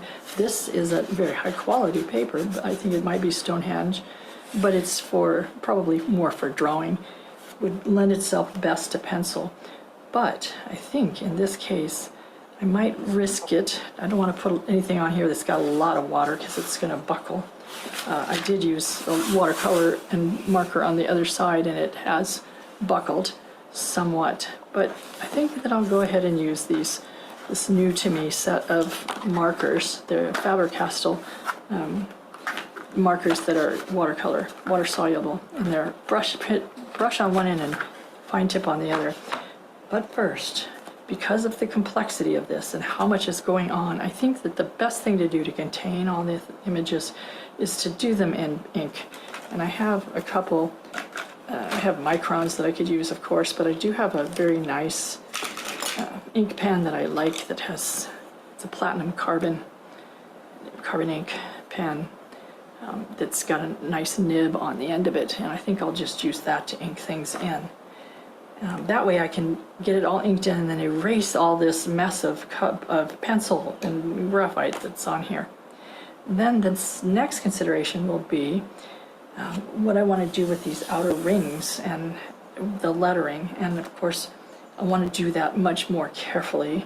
I would probably make them a solid color first, and that will be sort of determined by what's happened on the inside portion of it. And then I'll go back again, probably with this or a really fine tip micron, and do the lettering. So this is not going to be, or meant to be, a class about materials and techniques, as I stated at the beginning. It's more about the design, and we're there design-wise. So I'll do some of it on camera, and then I'll show it to you completed. But for now, it's time to turn the tutorial off. And it's up to you now, this next step. It's time for you, it's your turn. You think about what it is you would like to represent on your wheel. You can use my idea. That would be absolutely fine. I'd be honored to have you try to do better than what I've done here. I'm sure you will. But you can make it your own by using plants that are indigenous to your specific neighborhood. You can make it be a completely different subject. I'm also going to include a phenology wheel tutorial from another class some time ago, a couple of years ago, where we did the moon, and I showed it to you at the very beginning. You can use that tutorial and do the moon if that's what you would like to do. This is your project. I'm hoping that what I've shown you so far will help guide you in your decision-making process. And so I will quietly now start to draw in these, the birds with the ink pen. And I'm doing that by opening up my iPad and finding those images again. And I'll have that close by. And then I'll show you a little bit of the execution. Certainly don't need to show you all of it. It's going to be very repetitive. I'm going to start with the evening grosbeak. I typically want to work here and drag my hand this way, although all of this can be erased, so it's probably fine. I'm just going to do a little black outline. I'm going to let it break the borders. In this case, it'll break into this center piece. So it's sped up really fast.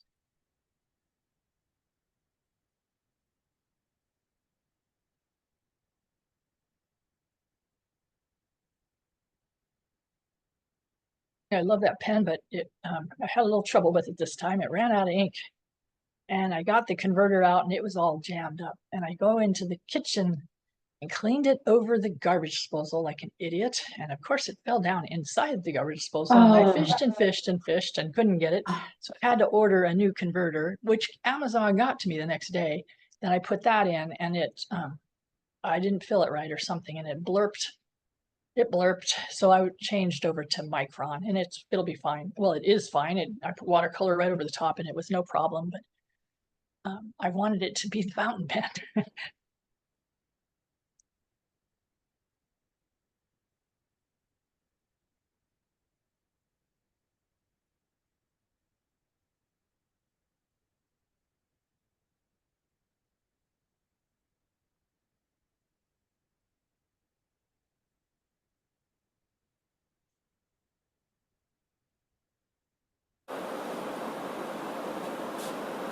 All right, so there's one bird. And then I can come back in and put the areas in that need to be black with either this or Micron or the markers that I'm using. And then the other colors and some shading. I'm going to stop the camera so that I don't shake it while I erase what I don't need anymore in here. And then move on to the next bird. Next is the grosbeak.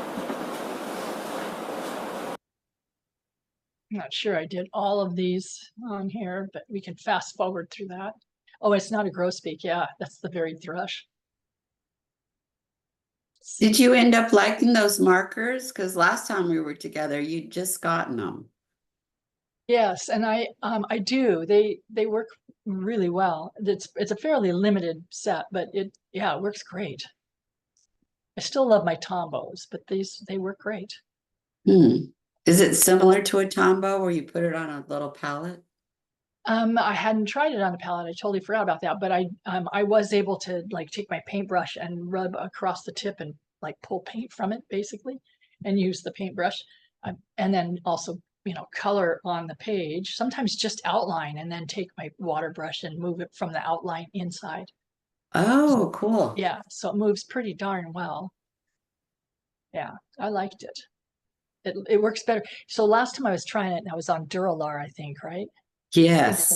Yeah, and Yeah, it worked it on worked. there, but it worked way better on this paper. And again, I'm still not on watercolor paper. So one more go at it. Maybe I'll try it on watercolor paper. This is good quality though.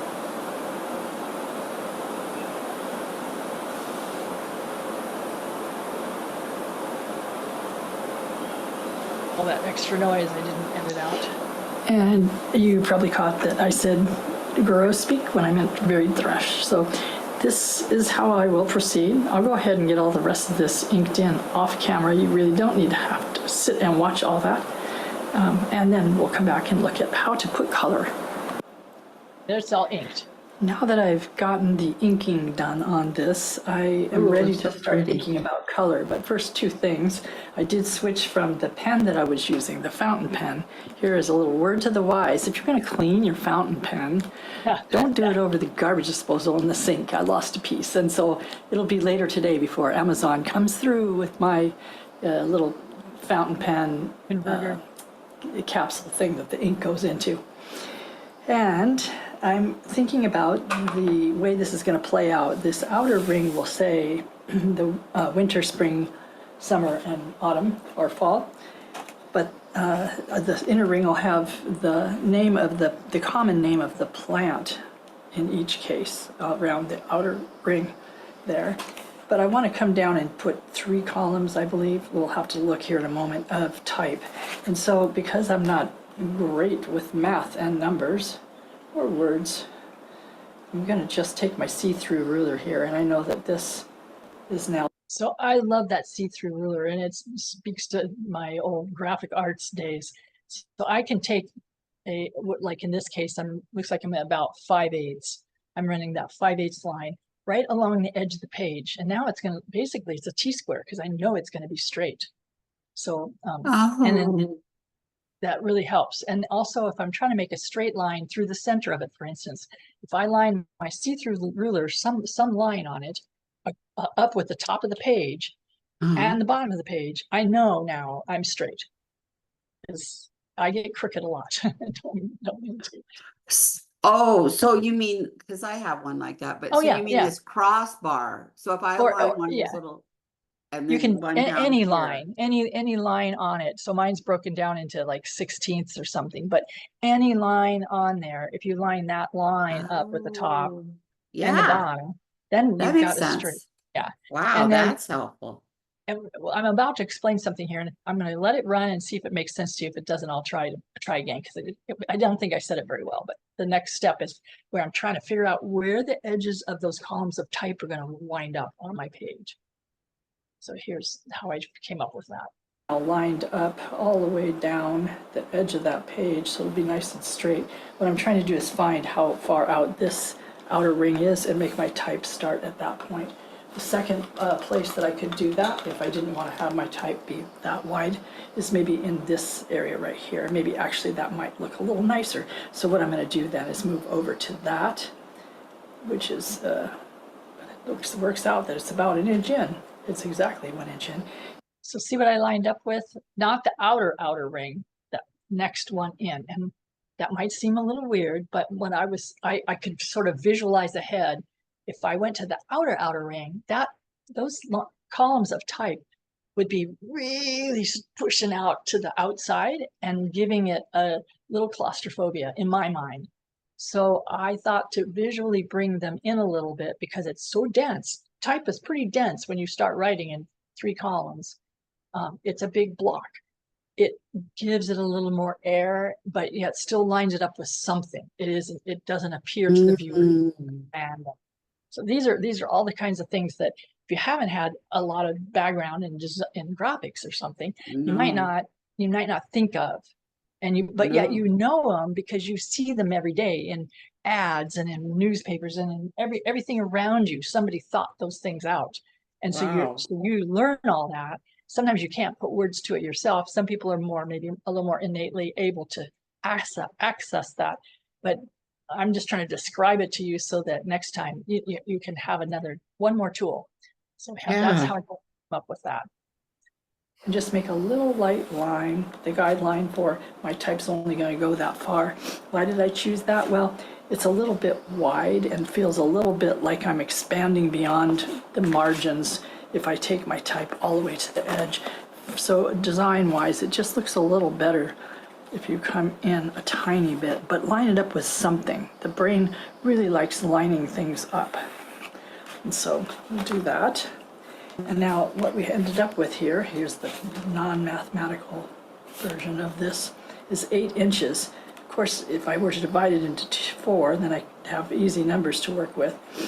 But because I'm not a mathematician, I don't want to divide things. If I turn it this way. This is my little cheat because I can't do math. 8's not going to divide equally into 3 for me. I can't work that out. So I just take my ruler and tip it up to 9. Now I can find the thirds at 3 and 6 because I'm dealing with 9. It may not be straight across 9. It's diagonal 9. It doesn't matter. It's still going to be thirds. Then I don't have to figure out the stupid math. Oh. It's barring that, I could take a measuring tape and fold it in thirds. Same thing. So yeah, I have to cheat. That's I 9. love, me divide too. that by That's so 3. cool. So 3 What's that? and 6. And so now I know that's in thirds. But you can't have the type columns running so close together like that. So my type columns then would only be, let's see, if we gave a 1/4 inch margin between each, would only be about 1.5 inches. And I guess that's readable. That's legible. I think that would be better. So we'll make our line across here for the, where this is where the type is going to start. Now what I'm trying to do is also find the bottom here, and since we've done 1 inch on everything else, let's do 1 inch here.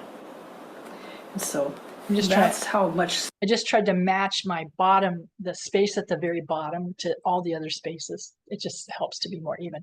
And I did think about 4 columns, but they became very narrow, and it's hard. It makes it harder to read. You don't want your type to, you wouldn't put your type all the way across the page. The viewer's eye can't read that far. It has to make several stops. So it's best to have columns. 2 probably would have been great. 3 is pretty good. 4 would have been ridiculous. It would have been too small of a column. Space I have. Do I want 2 columns that way? No, I want 3. So I had determined that this was one of my column breaks and this is the other one. And I'm coming in 1/4 of an inch between the lines of type. That might be a little cramped. Now I can again line up something with the bottom of a page and I'll know that I'm straight. I'm making straight lines. This is a lot of talking about how to divide up a space, but just in case you've never really given it a lot of consideration and then wondered why it looks so sort of haphazard, going through these motions can make your page design a little easier and more pleasing for the viewer.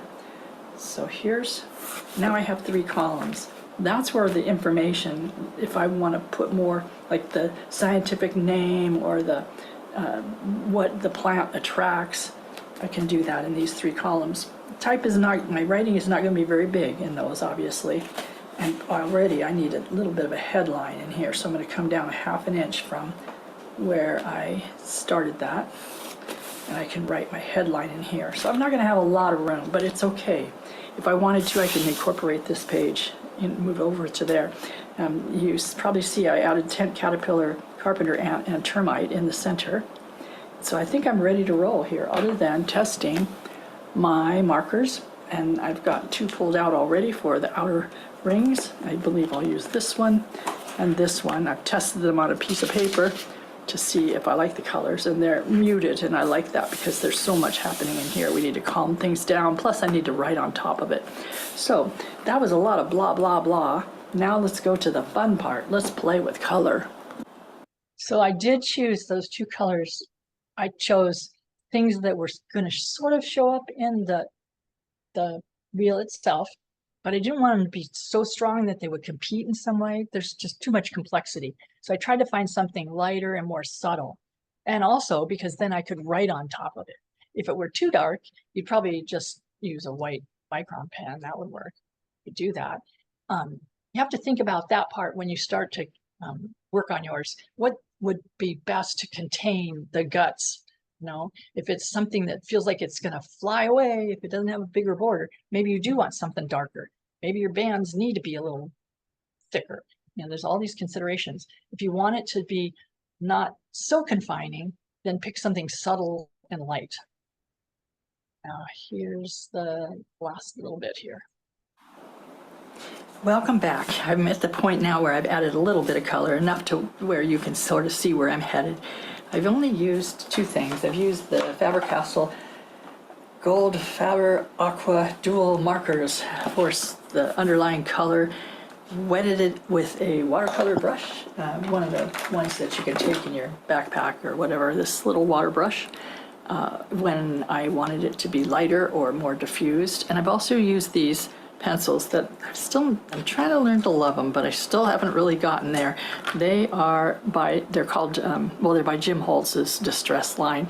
They're a watercolor pencil set, and they came with all these different colors, and by all intents and purposes, they're probably just fine. They start out on a watercolor paper anyway, a little bit grainy, and when you put some water to them, they bleed just like watercolor pencils typically. The constitution of them is a little odd, and I'm not sure how to describe it. They're more like a watercolor crayon in my mind, but anyway, I'm trying to love them, and I'm just using them for, I don't know why, just using them this time. So I have my palettes fairly limited in terms of the markers, but it's working well for me. And I've put some color to the different plants that are in my garden at different times. They're all natives. This is where I've sort of laid out where the type is going to go about each thing. And what I intend to do is, for instance, for Western red cedar, put the phenology, which is that it blooms in mid-spring and the cones mature in August, and that the seeds disperse in September and November, September through November, and that they are eaten by, let's see, who are they eaten by? Deer, elk, and can't quite read my writing, which is no surprise, it's scribble. Birds use the cavities of the trees as nesting places. So that's the kind of information I want to put in there. I took that there are 7 different plant materials in my wheel. I should have used 6. It would have been more, it would have worked out mathematically better, but that's all right. So 1, 2, 3 in each column. And I was going to then talk about each of the birds here. But what I found is that some of these are a little longer than it would not work out to have 1, 2, 3, 1, 2, 3, etc., and have it end at 7 here. In some cases, there's not very much information. There's a lot of information. So I'm just going to let them run until they run out. The bird descriptions will go somewhere near each bird. Then I have my bugs in the center, and they're all marked, and I'm just ready to put color on. One thing I might try and do, this termite wing is quite metallic or iridescent looking, and I do have some cool iridescent paints, so I may play with that right there. I am just at this time going to work on this robin, just so you can see how these markers work. Again, it's not a materials and technique class per se, but just in case you haven't ever used them and you desire to do so, I'll show you how I would go about this robin. Again, a color palette is pretty limited, but I'm digging here to get out the oranges for his chest. I think it's a him in this case. I have my image open on my computer, but I'll pop it up here for you. So here's one color I've used in the salmonberry that's pretty close, I think. And it's going to be far too intense, so I'm just going to apply it in the more shadowy areas of him. I'm not being particularly careful with this either. But then I can wet it and drag it to a lighter color in the center. So now you here's can my see how it watercolor works. brush. Always check yours. I just had it in green. I don't want to put any green in there. Introducing green will make mud. And now I can take some of that and just kind of drag it down and make it lighter and darker as I see it on his chest. Now, if I wanted to go back and put a lot more detail, I certainly could. I could take some of this orange, yellow-orange, and put some of the feather type strokes in there, because I see how the salmonberry kind of shines off his chest right there. And if I wanted to add a little different orange, I have a not so, let's see, is this the one I used before? I think I used that one. Did I use this one? I used that one, I think. If I wanted to darken it, I certainly could do that with whatever color I wanted to use. There's a sort of reddish brown here, and I probably wouldn't use the brush because that's going to apply a lot. In this case, I'll just put, this is very dark, put a little bit in there, and then I can wet it and move it around just like if it were watercolor. And then I see it has a little bit down on the thigh, I guess you would call it, right here, a little darker color, and then the legs are darker. So I'll probably bring that same brown in and use that because it would work really well. Just kind of outline them, and then I can blend that out a little bit because they aren't solid dark. And then for its head, I see a lot of colors in that head, and also in this wing. Almost want to start with light blue in the wing because I see that underlying, and then when I put some of the darker colors on top, that'll just peek through. And on down in here, I see a darker blue, almost like this blue. Again, I could put black over the top of this. It's going to blend out, and it won't be so blue, but I do want it to have that cast. It's not a greenish brown black. It's a bluish black a cooler black, although there's some browner black in the wings right here. So I've kind of spread that around, leaving some areas that are going to stay white. And I'll come back in a little bit and add black. If I put it on there now, it's going to be a running mess. So now I can go up and do the head. I'm doing this really quickly because this is a sketchbook. It doesn't need to be a full-on watercolor painting, really. Here I'm going to bring in a little bit of this red, particularly around the mouth. And I'm going to spread that around because it's going to go around the eye circle too, but that's a little dark, that color, for the eye circle. So I'm going to grab this gold and put it around the eye circle. The eye is way too big, but we can fix that in a little bit. And now I also see a little bit of that reddish orange in the back of his head. Don't know if it's bouncing off of something he's nearby or why that's that color, but that put a nice color reflection on there, and I'll blend that out a little because I'm going to come back with black, of course. But there's my underlying colors. His beak is very orange. I don't know if it's because it got stained from that mouthful, but we'll start off with, I'm trying to find it here, a really yellowy orange. We can always add red if we want, and we may accidentally just by being so close to where I put that red before. There's his beak for now.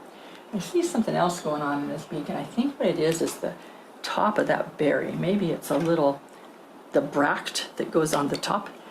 It's either that or he's got a worm too. And maybe he's got both. Maybe he got a worm in the berry, I don't know. And lastly, I see a little blue highlight in the eye. So I'm going to go back with this color and fill that in with blue. And now everything needs to dry a little bit. It's very hot in here today, so it probably won't take long. As soon as that's dry, I can go back and start detailing that. I also see sort of a lavender color up in here.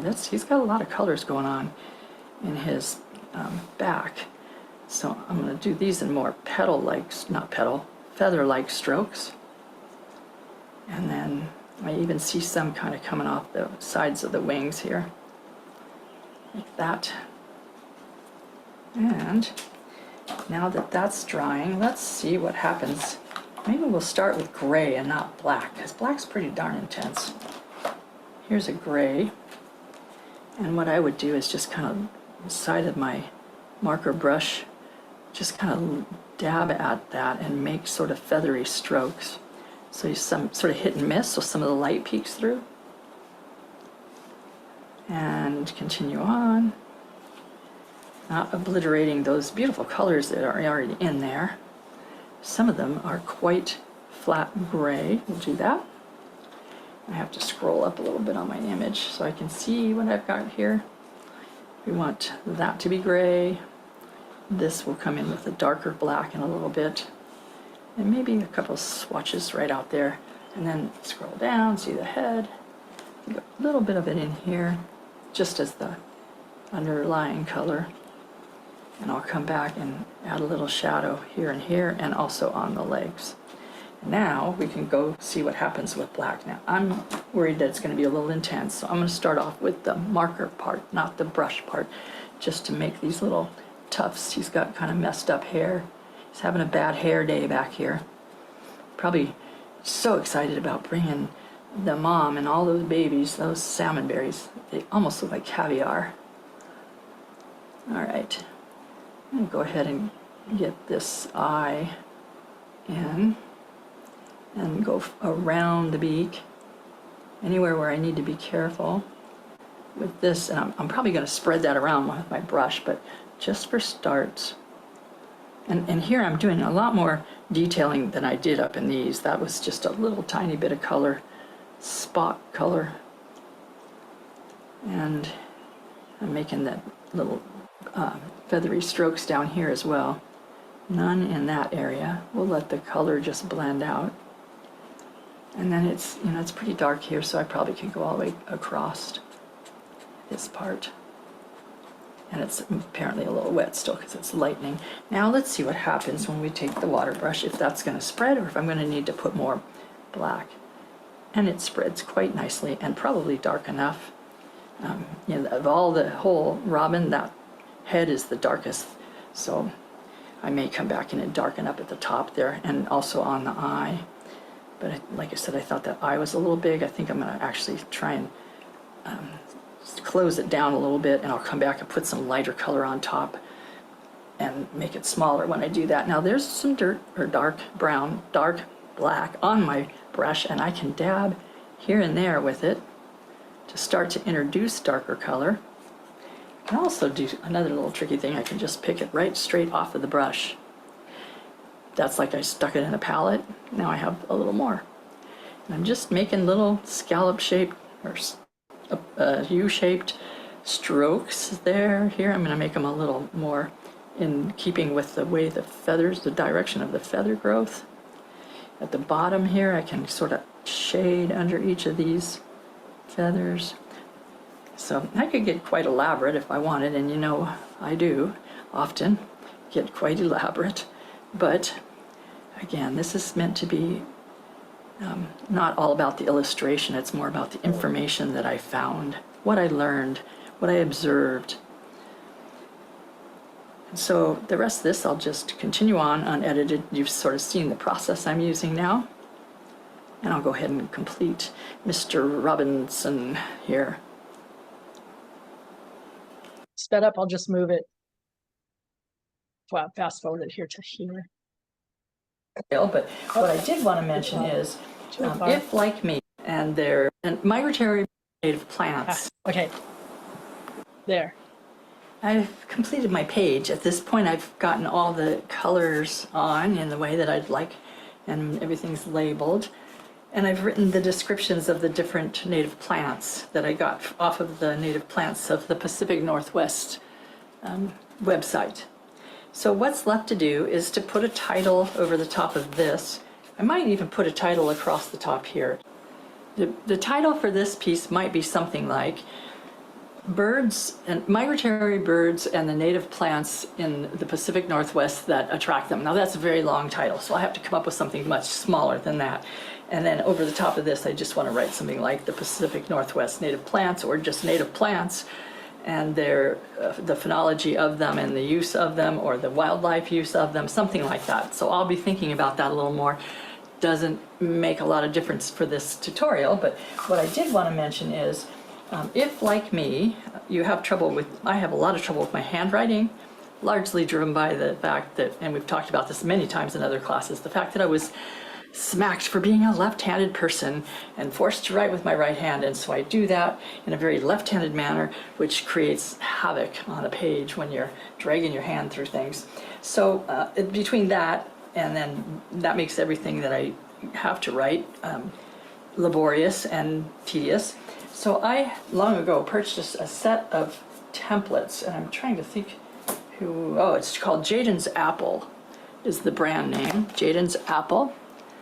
And they came with some that had letters, some have interesting little, it's also, I'm dyslexic, so I can never tell if I've got them right side up or wrong side in, out, whatever. So these little labels are great for things like a title across the top. You can trace through them and at least get started with your layout. This one has a couple of other symbols and some lines, but my favorite one is this little tool. Again, it's all inside out and backwards to me. I think that's right there. You can actually lay out entire blocks of type if you get your grid in there so that you know where your borders are, and you can lay it down and just take a pencil and draw the lines, and that keeps you at least somewhat organized and straight. And if you were really meticulous, you could probably make a space for each letter, but not that meticulous, obviously. So, and then the last one that I have is this little one with some cool little natural elements. It might be fun to put a couple little leaves around the outside or something, or even just inside the this one border, you know, kind of half in and half out, or in the spaces in between or something. So there's a lot more that I could do with this page, but for all intents and purposes, it is complete. I'll put my own titles and things on there, and then when I post it, you'll be able to see what I ended up doing. I hope that all of these little pointers and design elements that we talked about today will help ease some of the stress behind a blank page, and help you get started on your own design for your phenology wheel. And I hope that some of the websites and information that we've come across in this class has opened up some doors for you as far as where to get the information. How do you even start?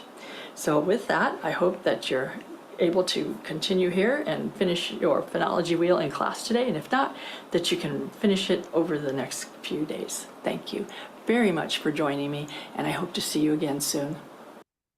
Okay. Oops. Nope. Nope. It's doing So you didn't, was that how yours looked? Oh, Did wait you a minute, not it's- put, Hang on, I have to figure out how to turn that off. Sorry. oh, go ahead. Stop. Escape. Go away. Okay, sorry. Do you have your finished one? Yes. Can you Yes. show it again? Yep. Here. So I did use one of those little template things to put the title Oh. in. Yes, I see that. That is a Mhm. very cool template. Yes, and then I used it down here. Whoa, let me think about this. I have to figure out how to go. I have to go Yeah, I this see way, it. right? Yeah, Yeah, very cool. You put the little, that's where you use the little, for the little for the foliage ferns. thingies. Yeah. And like I said, that grid thing lines up all my type. So even though I can't line my page up on the screen right now, it is all straight and even as my Awesome. writing will ever get. So But you decided not to put the any like detailed information yeah, about the it birds. just seemed like it was getting really busy. Too So if I, much. it might have been too much. God, Yeah. I don't know how people do this. That's I it's know. and I'm gonna try Even and trying learn. to do my part on my hair when my hair Yeah. gets in my face is the Well, opposite. It's at least switched. that's not mine. I have no control. This is what it's gonna do today. So that, yeah, I'm gonna supposedly be driving sometimes when we take the Airstream to Colorado. Hopefully I can turn it the right way, Oh. Are with you what going just to have fun and go fly fishing? Or are you going to do a family event? my niece, let me stop the recording really quick here. So hang on 1 second. Recording, stop recording.